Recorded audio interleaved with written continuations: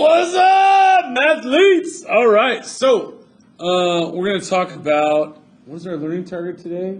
Is I will explore properties of geometric figures in 3D. I'm sure I'll have that put above this video right there. So here's the deal. Make sure you put on your LT because we are going to be talking about how to find specifically the surface area and volume of these 3D geometric figures. Now look, I've got right here a rectangular prism. I drew them myself. Rectangular prism, a cylindrical prism,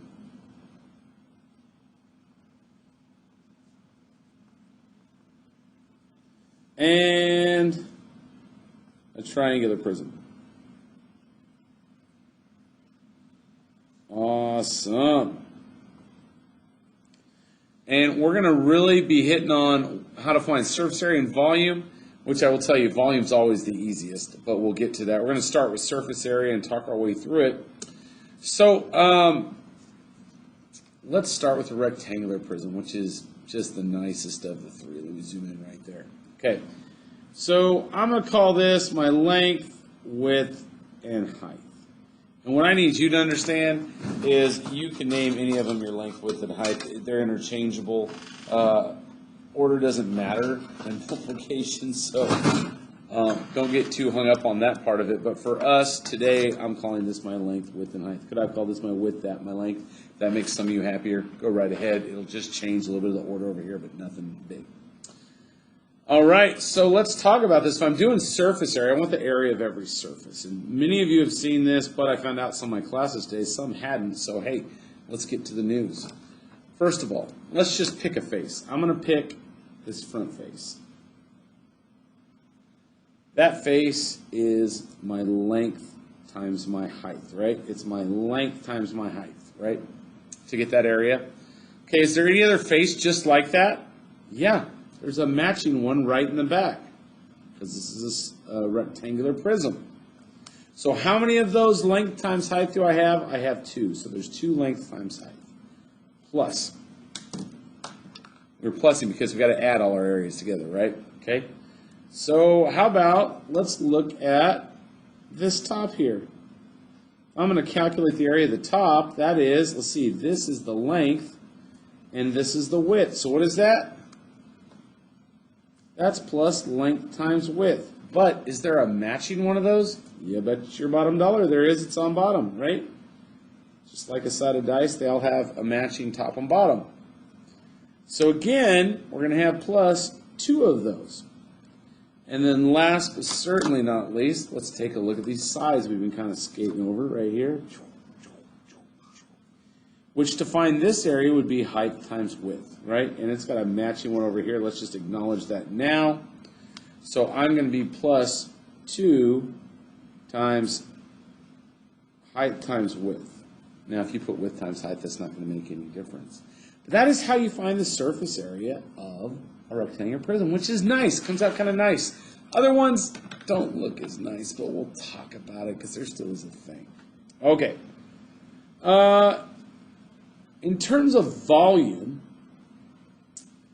rectangular prisms we're more used to, their volume is what? It's length times width times height. However, there is a real overarching volume that's going to cover any type of prism. The ultimate formula for volume is that volume, I should write this down below. Pardon me for those of you who started doing the same thing I did. Volume equals, I'm going to put this big B times H. And this big B just stands for area of the base.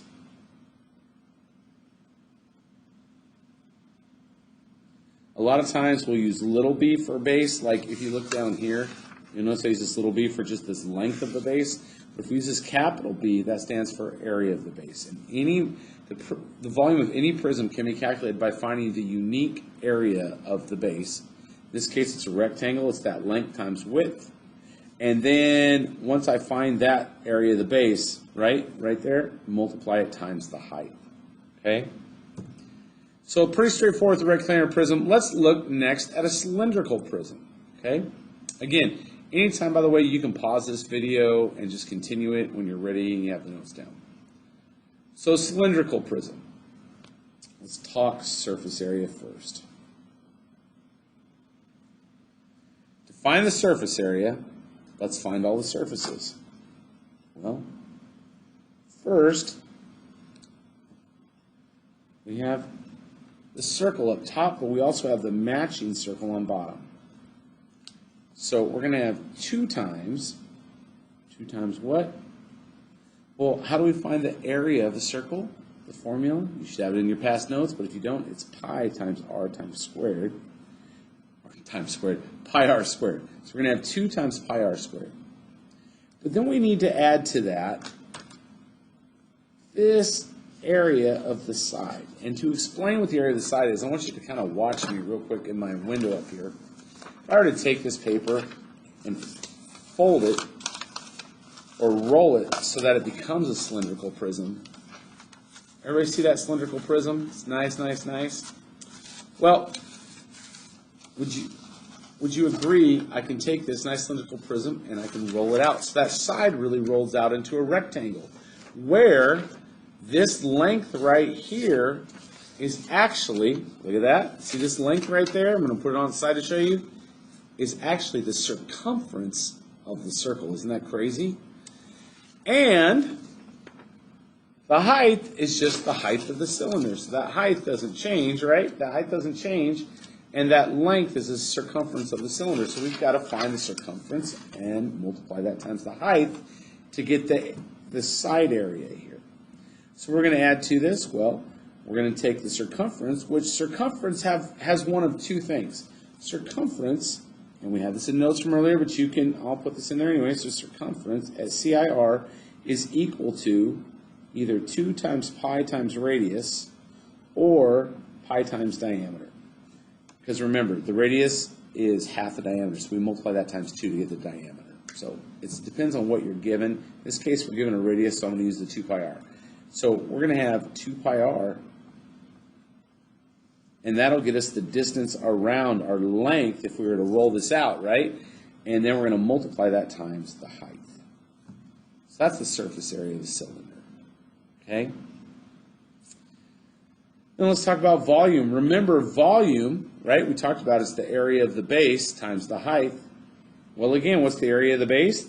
The base is a circle, and we just need one of them. We just need one of them. So it's going to be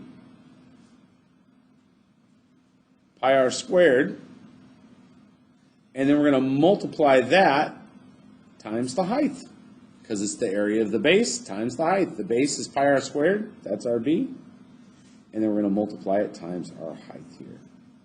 Okay, it's nothing too terrible. Last but not least, this is the one that can get a little bit wordy, but let's check it out. I want to define a few things, so let me zoom in so you can see a little better. So this right here is height, and you can't really see it, but I drew a triangle. And I did that just to label it that it's the height of the triangle. I did that on purpose because if you look right here, what do you notice? I have another height, but this is the height of the prism, okay? And then I have even a third height, which if you don't know, this is the slant height of a triangle, and we label the slant height with an L. Yes, in a right triangle, it's also the hypotenuse, but we call slant height this little cursive L. And then we have our little b length of the base right here. So let's talk about surface area. This one's a little bit less awesome, and I wouldn't necessarily use this as I guess you could, universal formula, but it doesn't look as pretty. Let's talk about the first thing that does go together. So we have a triangle here, and we definitely have a matching right triangle. And these are right triangles, by the way. So when they're right triangles, all that tells us is this height is not slant height, it's the vertical height. Okay? So what is the formula for area of a triangle? Well, first of all, we know. Let's label surface area.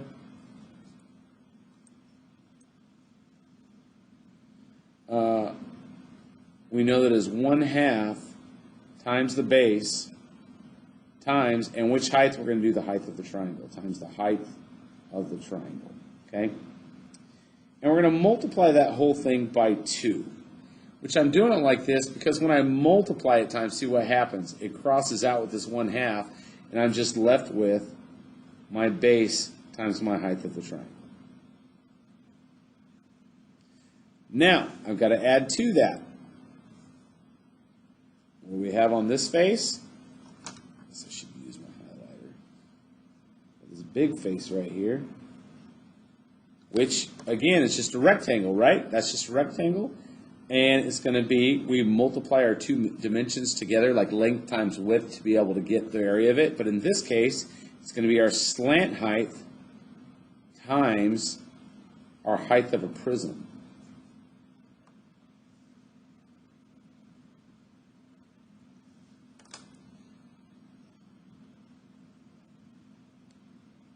And then over here,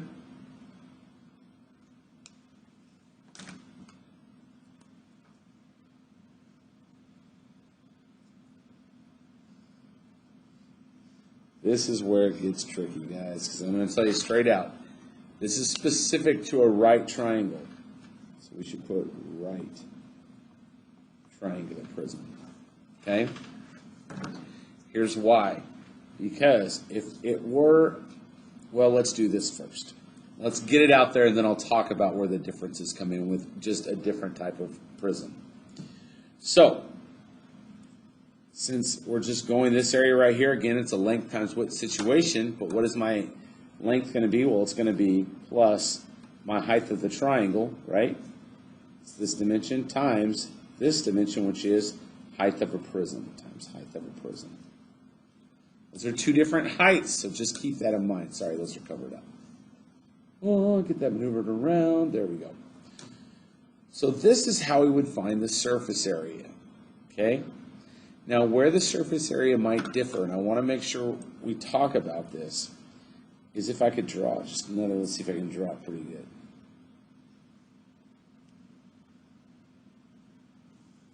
Oh, not bad. I'm going to make it smaller so I don't run into this prism up here. But in this case, this is not a right triangular prism. So let's look and see the situation we're dealing with.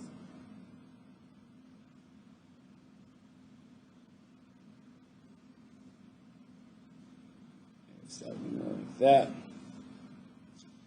Dot that back there. Dot that forward. Just trying to show those hidden dimensions right there. And let's talk about the different lengths we have right here. Number one, I'm going to have two different slant heights on this one. I'm going to have slant height, the one right there. I'm going to have the height of the triangle. I'm going to have a slant height 2 right here. And then I'm going to have the height of the prism. Notice we got some different things happening. I had to add it in. Oh, and we got the base. The only thing this is going to change is specific to this pink wall back here. Everything else, the whole base times the height of the triangle, that's still going to get us this area right here, both those areas. We still are going to have, except in this case, that would be slant height 2 times height of the prism, right? So that's going to be different. So maybe I'll write this down, surface area of just any triangular prism. That's not a right triangle. So base times height of the triangle, that's fine. Plus, again, our slant height 2 times that height of a prism.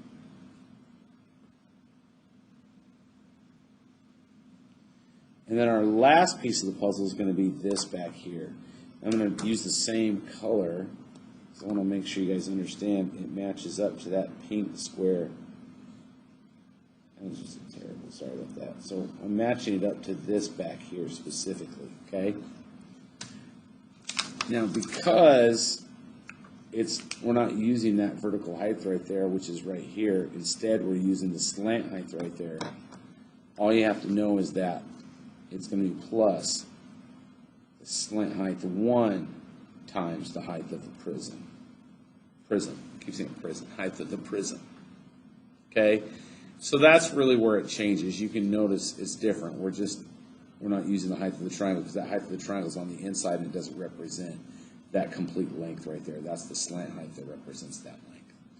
So a little challenging, not too bad. You can still find those values, plug and play them. Okay, now I want to talk about volume.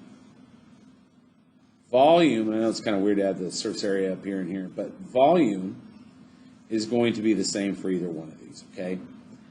It is going to still be 1/2, so the area of the base, right? Remember, it's that area of the base times height.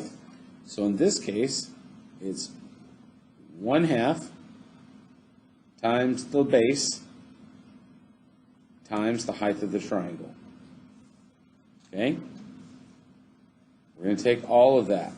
And then what are we going to do? That's the area of the triangle. That'd be the area of this triangle. It works the same either way. We're then going to multiply it times the height of the prism. Does everybody see how that works? So I know it gets kind of lost in translation, but this is what you're going to use to go through your problems. If you have any questions, please let me know. Let me just pull out so you guys can see that. This is what you're going to be using. Can I get that up there? Almost. I got it? Yeah, kind of.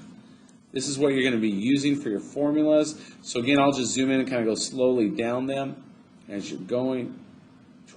Go slowly down. Oh, I guess here. Pause. All right, now I'll go up to the cylindrical prism. You can see it all real good. Pause. And then let's look at both our triangles, triangular prisms right there, types. All right. Guys, you're working out this. If you have any questions, always feel free to take a screenshot, send it to me, and I will send a little video back helping you with any problem. With that said, peace out.